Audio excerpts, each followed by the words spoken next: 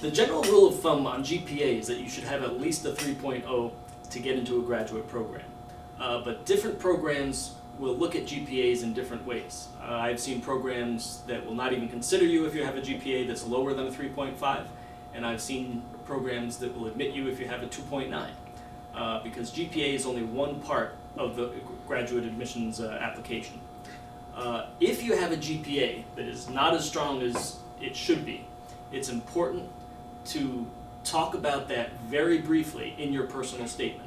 For example, if you had a personal tragedy that happened during one of your semesters that resulted in a drop in your GPA just for that semester, talk about that in the personal statement. Don't make excuses for it. Just very briefly, 1 or 2 sentences, explain that that's what happened.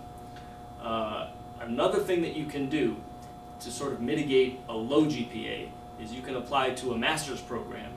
If you do very well in your master's program, then that could lead to you getting into a PhD program. GPA, there's a difference, there's 2 kinds of GPA. You have your cumulative GPA and your major GPA.